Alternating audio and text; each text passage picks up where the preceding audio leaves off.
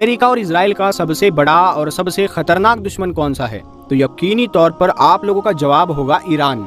क्योंकि इस बात में कोई शक नहीं कि ईरान ही दुनिया का वो इकलौता देश है जिसको ना सिर्फ इजराइल भी अपना सबसे खतरनाक, सबसे बड़ा और सबसे ताकतवर दुश्मन मानता है, बल्कि साथ ही साथ अमेरिका को भी दुनिया की जिन 3-4 कंट्रीज से सबसे ज्यादा खतरा बताया जाता है उस लिस्ट में भी ईरान का नाम शामिल है। वैसे तो इजराइल और ईरान के बीच की दुश्मनी बहुत सारी वजह से है, मगर जो सबसे बड़ी वजह बताई जाती है वो दरअसल वो छोटे छोटे ग्रुप है जो फिलिस्तीन, लेबनान और सीरिया जैसे इलाकों में मौजूद है और जो फिलिस्तीनी लोगों की तरफ से इजराइल का मुकाबला करते हैं। ये सारे ग्रुप खुफिया तौर पर अपने सारे ऑपरेशन चलाते हैं और वक्त वक्त पर जंग की शक्ल में इजराइल को बड़ा नुकसान पहुंचा देते हैं, जिससे इजराइल एक लंबे वक्त से परेशान दिखाई देता है।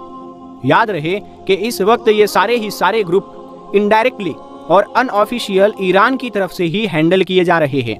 यानी ज्यादातर रिपोर्ट्स का ये दावा है कि इन सभी को ही अंदरूनी तौर पर ईरान सपोर्ट करता है। ईरान पैसा देता है और ईरान ही हथियार देता है। इन सारे ग्रुप में जो सबसे ताकतवर और सबसे बड़ा ग्रुप है जिसको आज के दौर में हिजबुल्लाह के नाम से जाना जाता है, वो तो ऑफिशियली भी ईरान के अंडर में ही रहता है और वो तो इतना ज़्यादा ताकतवर हो चुका है कि हिजबुल्लाह के साथ इजराइल डायरेक्टली किसी जंग में कूदना भी नहीं चाहता है, जिसका सबूत पिछले कुछ महीनों में ही कई बार देखने को मिला। क्योंकि इजराइल जानता है कि हार और जीत तो बाद में तय होगी, मगर हिजबुल्लाह से जंग करने का मतलब ये है कि वो नुकसान उठाना कि जिसकी शायद भरपाई भी नहीं की जा सकेगी। रिपोर्ट्स की माने तो हिजबुल्लाह समेत ये सारे ही छोटे बड़े ग्रुप इस वक्त इतने ज़्यादा ताकतवर बन चुके हैं, इतिहास में पहले कभी भी नहीं बने थे। वजह साफ है, क्योंकि खुद ईरान भी इस वक्त अपने पूरे इतिहास में सबसे ताकतवर पोजीशन पर है। जैसे जैसे ईरान ताकतवर हुआ वैसे वैसे ये ग्रुप भी ताकतवर होते चले गए और आज जब ईरान खुद बेइंतहा ताकतवर हो चुका है तो उसके सपोर्ट से चलने वाले ये सारे ग्रुप भी बेइंतहा ताकतवर नजर आते हैं।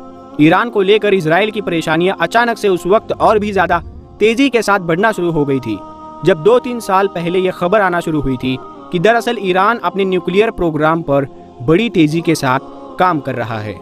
यानी बड़ी तेजी के साथ ये कोशिश कर रहा है कि किसी तरह से वो भी एक परमाणु ताकत बन जाए, और यही वो चीज थी जिसने इजराइल को पूरी तरह से हिलाकर रख दिया था। वजह ये थी क्योंकि ईरान ही दुनिया का वो इकलौता देश है कि जो खुले तौर पर ना सिर्फ इजराइल को अपना दुश्मन मानता है, बल्कि बार बार हर मंच से ये कहता रहता है कि उसकी जिंदगी का सबसे बड़ा सपना ये है कि वो दुनिया के मैप से इजराइल को मिटा देगा। क्योंकि इजराइल का तो कोई देश है ही नहीं, बल्कि ये तो वो लोग हैं जो फिलिस्तीन की जगह पर कब्जा करके गैर कानूनी तरीके से रह रहे हैं। अब जाहिर है जिस देश का मेन मकसद और सपना ही ये हो कि वो दुनिया के मैप से इजराइल को हमेशा हमेशा के लिए ख़त्म कर देगा, और अगर वही देश परमाणु ताकत भी बनने की कगार पर पहुंच जाए तो ये इजराइल के लिए कितनी खतरनाक बात होगी। और इजराइल के लिए एक सबसे बड़ी परेशान कर देने वाली बात ये भी है कि उसका साइज बेइंतहा छोटा है।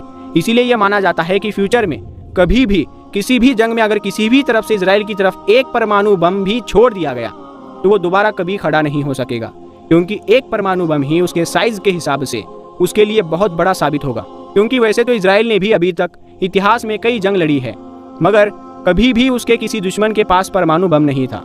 अब अगर ईरान के पास परमाणु बम आ जाता है तो जाहिर सी बात है इजराइल के लिए ये कितनी खतरनाक साबित होगी। इजराइल ने इस तरह की खबरें वायरल होते ही फौरन अपना मिशन शुरू कर दिया था और हर तरह से ईरान को रोकने की कोशिशें शुरू कर दी थी।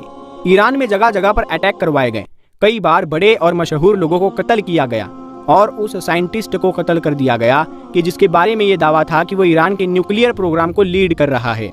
इतना ही नहीं, कई खुफिया जगह पर बड़े बड़े ऑपरेशंस को भी लॉन्च किया गया। मगर दोस्तों, ये सारी एक्टिविटीज़ करने के बावजूद भी, ये सारे एक्शन लेने के बावजूद भी इजराइल को जो चीज़ सबसे ज़्यादा परेशान कर रही थी वो दरअसल ईरान का बयान था। क्योंकि इन सारे हमलों के बावजूद भी, इन सारे अटैक्स के बावजूद भी ईरान सिर्फ अपना बयान ही जारी करता था और कोई ख़ास बदले की कार्रवाई नहीं किया करता था। इसी को लेकर इजराइल परेशान था कि आखिर ईरान बदला क्यों नहीं लेता है, कोई भरपूर जवाब क्यों नहीं देता है। और यकीनी तौर पर इजराइल का ये डर उस वक्त सच साबित हुआ जब सन 2023 के शुरू में ही कई बड़े बड़े मीडिया ऑर्गेनाइजेशंस की तरफ से ये रिपोर्ट आना शुरू हुई कि ईरान अब न्यूक्लियर पावर बनने के बिल्कुल करीब पहुंच चुका है। मुमकिन है कुछ दिनों के बाद ही या कुछ महीनों के बाद ईरान अब ऑफिशियली ये ऐलान कर दे कि उसके पास भी परमाणु ताकत है, उसके पास भी परमाणु हथियार है। दरअसल पिछले कुछ वक्त में ईरान की तरफ से इजराइल को कोई भी ठोस और कठोर ना जवाब देना इस बात की तरफ इशारा कर रहा था कि ईरान किसी भी तरह से अपने न्यूक्लियर प्रोग्राम से समझौता नहीं करना चाहता था। वो कोशिश कर रहा था कि इस तरह अपने न्यूक्लियर प्रोग्राम को सेफ रखा जाए और कहीं ऐसा ना हो कि किसी जंग में शामिल होने की वजह से उसका न्यूक्लियर प्रोग्राम ही बंद हो जाए, जैसा कि इजराइल और इस जैसे देश पहले से चाह भी रहे थे। अब जब यह कयास लगाया जा रहा है कि ईरान परमाणु ताकत बनने जा रहा है, बिल्कुल आखिरी स्टेज तक पहुंच चुका है और बहुत जल्द ही बनने वाला है, तो जाहिर है इजराइल हद से ज़्यादा परेशान नजर आ रहा है और उसकी इस परेशानी को क्लियरली देखा भी जा सकता है। कुछ महीने पहले ही इजराइल की तरफ से ईरान को लेकर अमेरिका की तरफ इशारा करते हुए ये बयान दिया गया था कि हमको ईरान के ऊपर अभी हमला करना होगा, क्योंकि अभी नहीं तो कभी नहीं, वरना बहुत ज़्यादा देर हो जाएगी। इसके अलावा अभी 1-1.5 महीना पहले ही इजराइल की तरफ से दिया गया एक बयान भी मीडिया में काफ़ी मशहूर हुआ था। वो बयान था कि इजराइल के मेन लीडर यानी नेतन्याहू ने धमकी देते हुए कहा था कि अमेरिका आता है तो आए और अगर वो नहीं आएगा तो फिर हम अकेले ही ईरान के ऊपर हमला कर देंगे। यहाँ ये बयान भी दिख रहा था कि इजराइल ईरान के इस न्यूक्लियर प्रोग्राम को लेकर कितना ज़्यादा चिंता में नजर आ रहा है। इसके अलावा एक बयान तो बिल्कुल अभी कुछ दिन पहले ही दिया गया है, जिसमें इजराइल के नेतन्याहू ने अमेरिका के बड़े बड़े लीडर्स, बड़े बड़े ताकतवर लोगों को संबोधित करते हुए कहा था कि ईरान दरअसल 50 नॉर्थ कोरिया के बराबर है। ये कोई ऐसा पड़ोसी देश नहीं है जो सिर्फ आपको परेशान करता है, बल्कि ये तो एक ऐसा खतरनाक देश है कि जो जहाँ एक तरफ इजराइल को छोटा शैतान बोलता है तो वही अमेरिका को बड़ा शैतान बोलता है। यानी कुल मिलाकर अगर आप लोग पिछले कुछ महीनों के इजराइल के बयान उठाकर देखेंगे तो आपको पता चलेगा कि इजराइल हद से ज़्यादा कोशिशें कर रहा है कि किसी तरह से वो अमेरिका को उकसाकर अपने साथ मिला ले और ईरान के ऊपर फौरन हमला कर दे और किसी तरह से उसको परमाणु ताकत बनने से रोक सके, क्योंकि वो जानता है कि अकेले तो हमला नहीं किया जा सकता है। और वही दूसरी तरफ अमेरिका अभी इस जंग में कोई इंटरेस्टेड नज़र नहीं आ रहा है, क्योंकि अमेरिका और बाकी दूसरी सारी यूरोपियन कंट्रीज रशिया और यूक्रेन वॉर में ऑलरेडी काफ़ी बिजी थी और वो नहीं चाहते हैं कि किसी भी तरह से एक साथ 2 वॉर को झेलना पड़े। मगर दोस्तों अब फिर से सवाल यही है कि आखिर ईरान इतना ज़्यादा ताकतवर कैसे बना, क्योंकि ईरान तो एक ऐसा देश है जो पिछले कई सालों से लगातार दुनिया की सबसे बड़ी ताकत यानी कि सुपर पावर का सबसे बड़ा दुश्मन है। यही वजह है कि अमेरिका ने उसके ऊपर वक्त वक्त पर इतनी ज़्यादा पाबंदियाँ लगाई है, इतनी ज़्यादा पाबंदियाँ लगाई है कि अगर किसी और देश पर लगती तो शायद वो देश ना सिर्फ गरीब होता बल्कि दुनिया के नक्शे से ही ख़त्म हो जाता। मगर ईरान ना सिर्फ इन सारी पाबंदियों को झेलने में कामयाब साबित हुआ, बल्कि उल्टा इतना ज़्यादा ताकतवर बन गया कि आज मिडल ईस्ट की एक नई ताकत बनकर उभरा है। इतनी बड़ी ताकत कि जिसने ना सिर्फ इजराइल और उसके दोस्त अमेरिका की नाक में दम करके रख दिया है, बल्कि ये तक दावा किया जा रहा है कि बहुत जल्द ही अब वो परमाणु ताकत वाला देश बन जाएगा। सवाल ये है कि आखिर ये सब कुछ हुआ कैसे? आखिर ईरान के पास ऐसी क्या चीज़ मौजूद है जिसकी वजह से इजराइल ईरान से इतना ज़्यादा डरता है? तो ईरान के मुताबिक ईरान के मिसाइल और उसके ड्रोन्स दुनिया भर में काफ़ी मशहूर है। प्यारे दोस्तों, आपको बता दें बहुत वक्त से ईरान के ऊपर बहुत सारी पाबंदियाँ लगाई गई है, और जब किसी देश के ऊपर बहुत सारी पाबंदियाँ लगाई जाती है तो फिर वो अपने देश में भी हथियार बनाने के लिए जो उसको वो मटेरियल चाहिए होता है वो दूसरे देशों से नहीं खरीद पाता है।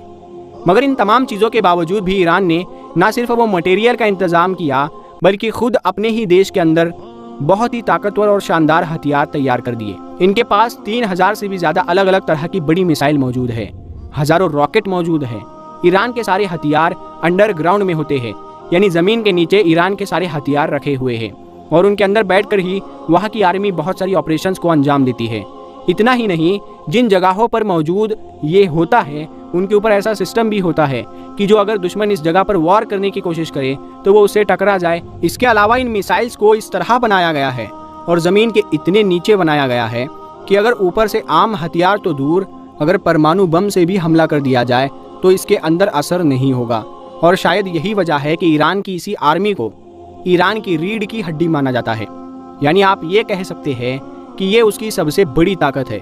इसके अलावा ये देखा भी गया है कि वक्त के साथ ईरान की मिलिट्री रैंक भी बहुत तेज़ी से बढ़ी हुई है। ये इतनी तेज़ी के साथ ताकतवर बनी हुई है कि आज के दौर में ये 17वें नंबर पर आ चुकी है और इजराइल को भी पीछे छोड़ चुकी है। और जगह के मामले में भी ईरान सबसे बड़ा है और पूरी दुनिया का सबसे बड़ा देश यानी 17वें नंबर पर आता है। ये एरिया इतना ज़्यादा बड़ा है कि अगर यूरोप के कुछ देश जैसे कि पुर्तगाल, स्पेन, फ्रांस, बेल्जियम, नीदरलैंड और जर्मनी जैसे देशों को एक जगह इकट्ठा कर लिया जाए तभी ईरान उनसे बड़ा होगा। अब जाहिर है इसी चीज़ का सबसे ज़्यादा फायदा ईरान को मिलता है। इसके अलावा ईरान की ज़मीन में यूरेनियम और तेल मौजूद है, जो ना सिर्फ इसको अमीर ही नहीं बल्कि ताकतवर भी बनाते हैं। तो दोस्तों, कैसी लगी आपको आज की ये इन्फॉर्मेटिव वीडियो ईरान के ऊपर? तो आप लोग इस मालूमात को, इस वीडियो को अपने दोस्तों रिश्तेदारों में ज़रूर शेयर करें। और अगर अभी तक आपने हमारे चैनल को सब्सक्राइब नहीं किया है तो सब्सक्राइब कर लें और साथ में लगे बेल आइकन को ज़रूर दबाएं।